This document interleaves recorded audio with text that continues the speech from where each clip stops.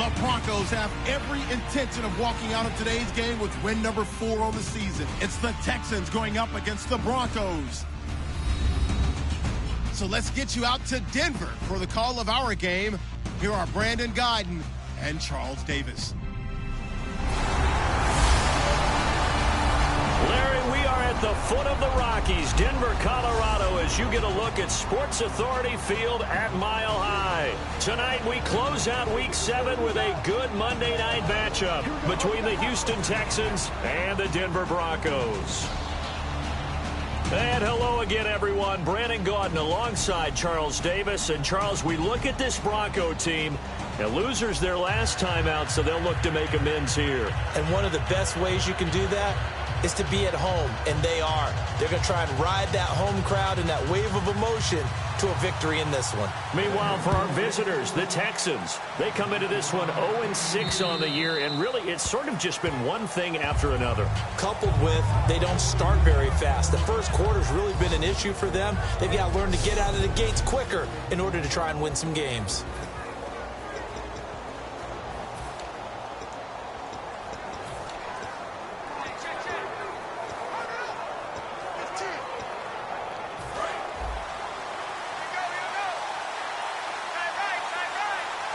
They come out here in the eye. A first down throw for Prescott. And this one complete to Will Fuller.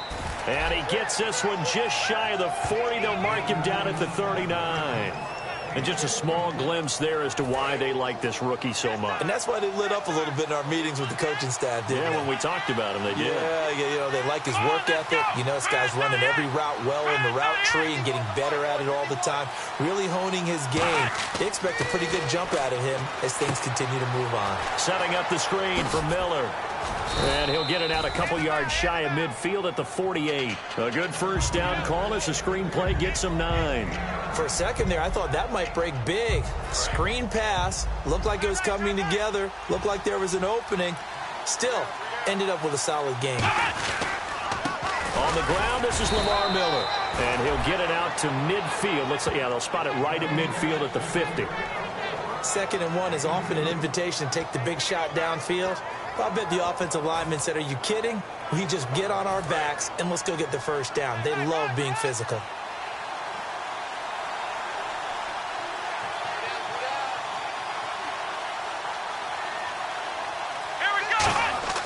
Prescott now from the 50. He's going to float this one deep right side. And this is caught inside the 5. A huge play there for Houston. 48 yards. These guys told us, these guys being the coaches, they wanted to really stretch the field, get the ball down deep. They were able to do that here. And you know when you stretch the field, you often leave guys in one-on-one situations, and that allows your better athletes to go up and get the football. I love the preparation that they put into this. They made it a priority, and they got what they expected. It's a loss of 2 there, bringing up 2nd down. And thus far in this NFL season, no touchdown scored for him, and he's not going to get it on that play either. They keep it on the ground. This time it's Miller. And he gets into the end zone. Touchdown, Houston. Lamar Miller, his 2nd touchdown on the season. And the Texans take it all the way down the field and score on the opening drive. And they do exactly what they wanted to. Opening drive, they get into the end zone. They do it on the ground. And not only is the person lugging the ball happy, of course, because he got it into the end zone. How about the offensive linemen and receivers who are blocking for him? They have to feel great about themselves, sticking it in the end zone on a running play. On the return now, it's Josh Huff. And he'll get it up to about the 26-yard line, just across the 25. So here are the defending Super Bowl champion Broncos on offense now. They'll be led out by a first-round pick in April's draft out of Memphis University. It's Paxton Lynch. Went through some injury issues in high school and played in a heavy run offense. He was overlooked by a lot of the colleges, but found a home in West Tennessee and made up for lost time in throwing the football. A big, powerful kid. He can really fling it. They'll come out in the pistol. throwing here. Lynch on first down. Screen play, Anderson. The first down screen pass, good for 5. And I don't want to say that this offense starts and ends with Demaryius Thomas, but sometimes it starts and ends with Demaryius Thomas. There's no reason you can't say it if it's the truth. He is the alpha and the omega of the receiving corps. So they complete the pass, and now they face a second down.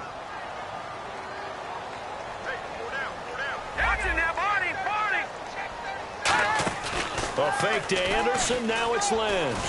He's going to loft one deep left side here. And this is caught at the 20. A huge play there for Denver. 49 yards.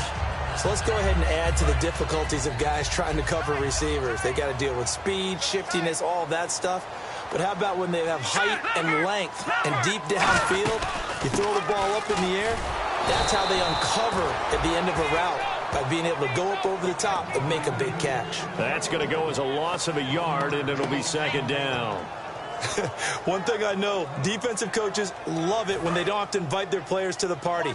This strong safety, you never have to ask him twice to help in run support. He's going to arrive and in a bad mood. Possible run anticipation here as the D-line sandwiches together. And able to push his way forward here for a good little gain. He gets them a little over half of what they needed. Now they're looking at a 3rd and 5. C.J. Anderson may not be a Pro Bowl runner, but he knows how to run big in big games. Yeah, he sort of sealed the Super Bowl for them in the 4th quarter. Big game against the Patriots last year on a Monday night, but only 720 yards all told in 2. And that is caught. Touchdown, Denver. Justin Forsett with touchdown number 8 on the year. And the Broncos are an extra point away from tying the football game. Well, he wasn't the guy they were initially going for, but after going through the progressions, it worked. When you have plenty of people who can catch the football, you don't always have to go to your primary target, and sometimes that target is actually covered. Nice job coming off of that and getting it to someone who was open. And the man out of the backfield gets in for the score. This is taken about 7 yards deep. And he will take a knee here. So per the new rules in 2016, this will be brought out to the 25-yard line. The Broncos defense getting ready to go. Last drive, touchdown surrendered. Here, see if they can stop him. It's always a constant battle of letting the last series go, good or bad. And now Miller hit, and he fumbles. And fortunately for him, he's able to get it back, but it will be a loss on the play. All I can say about this play is that someone's living right. I mean, he's trying to gain yardage, trying to get upfield. Ball comes free. What's that panic that we've talked about oftentimes that you feel when you lose the ball? You can sense it. Oh, you can sense it, and somehow he got to it and was able to recover it for his squad.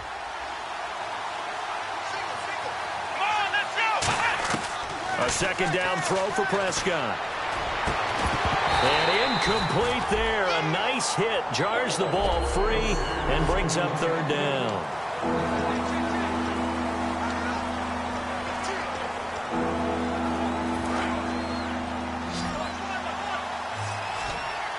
They come out 5 wide. 3 of them to the right side. 3rd and long for Prescott. He's going to float this one deep right side. And that one incomplete. Had some position but couldn't hold on, and it brings up 4th down. On 4th down, here's the veteran Shane Leckler to punt it away. Emmanuel Sanders deep for the Broncos. Well, they certainly didn't waste any time throwing some deep passes here. But the defense, it wasn't unexpected. They told their secondary, be ready. You're going to be tested all night by this team. They'll send this away into the Rocky Mountain night, and it's a good one. Now a fair catch taken, maybe a yard or 2 shy of midfield. Just 21 yards on the punt there. And it'll be a short field for the Broncos as they take over 1st and 10. The Broncos offense now gets ready to head back onto the field. Good drive last time. Really effective passing the football. Do you maybe mix it up, now go to the ground game and surprise the defense a little bit? I would anticipate the defense making some changes, but I wouldn't necessarily just absolutely go in the opposite direction. They're doing so well throwing the ball. Yeah, why I wouldn't change it up until they showed me a reason to do so. How many times do we say in this game that speed kills, and it does it in so many different ways? In this case, you got a back who's quick and shifty, can make moves, make people miss, but also gets to and through a hole before it can close down. That's some of the benefits of that speed, not just outrunning people in the secondary. That led to a really nice game. Working his way for a gain of 7 to the 26. Some runs are blocked so well, you almost forget that someone has to carry the ball to gain the yardage. The leverage by the offensive line to create space up front, really well done.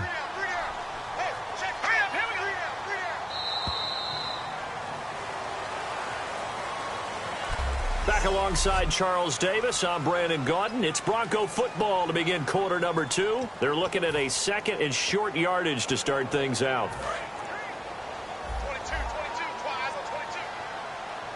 In the backfield is Anderson.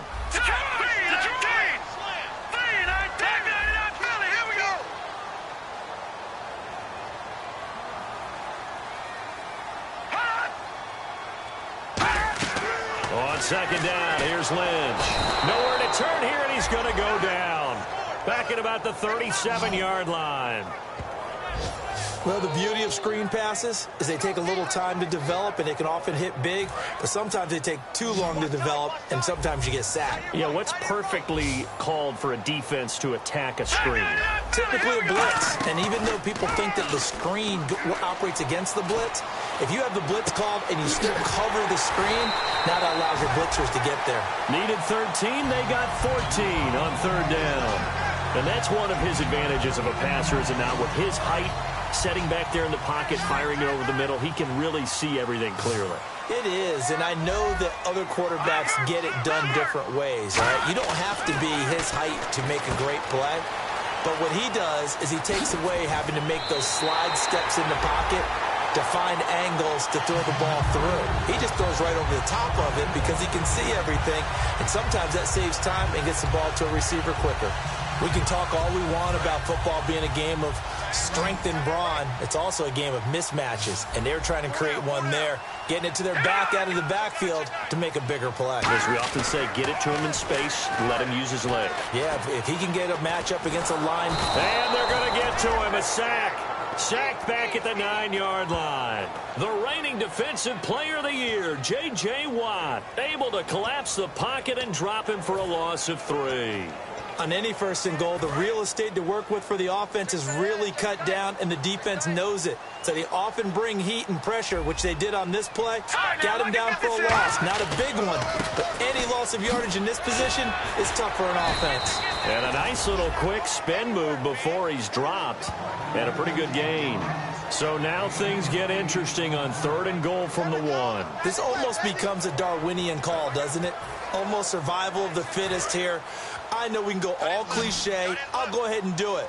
Who wants it more here? Who has a better leverage at the line of scrimmage? Let's go and see what happens. They'll run for it with Anderson. And he is going to lose yardage here. Losing 2 yards that time, and now it's 4th down. They might think about going for it here, but it's still just the second quarter. Take the 3 points, tell the defense you believe in them, and let them get the ball back for you.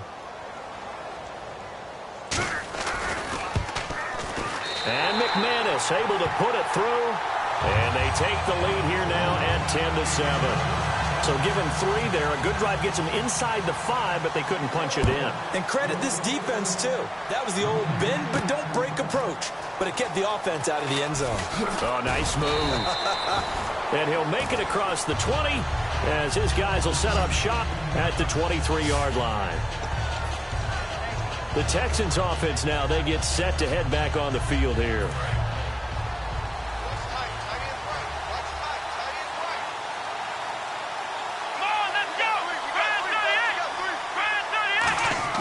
Prescott looks to throw on first. Nowhere to go here. He lost the football.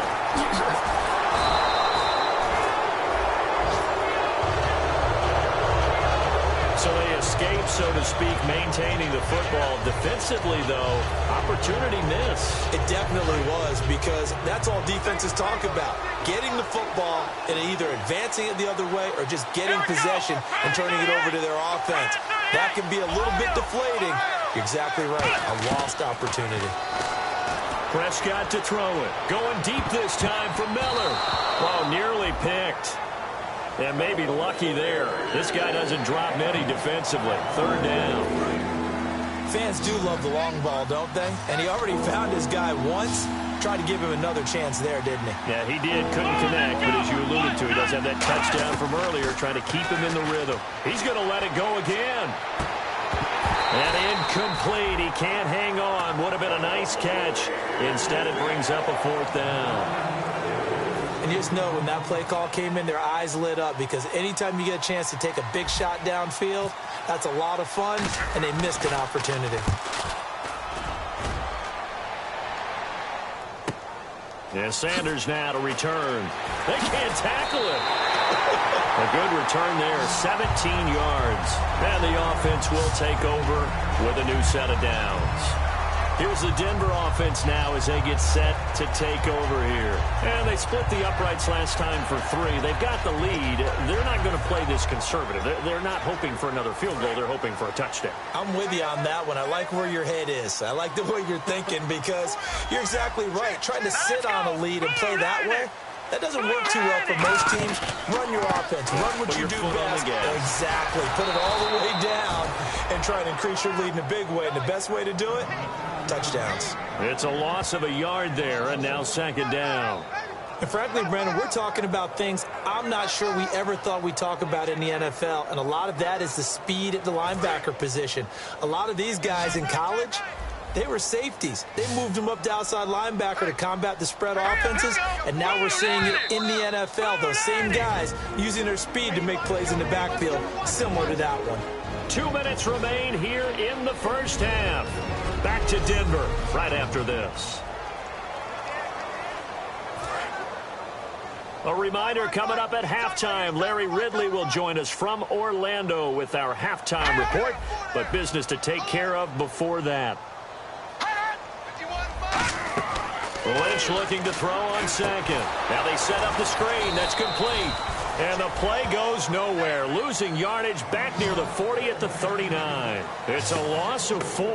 Now 3rd down. Time to give a little credit here. That was an excellent read by the guys on the defensive side of the ball. Oh, you're crediting your defense. Got to credit them on that one, because they tried to fool them, right? Tried to trick them. Ran a screen, and they went to it and smothered it for a loss of yardage. Now Paxton Lynch on 3rd and long. Over the middle, it's Thomas. And he's going to have a first down as he's brought down at the 44-yard line.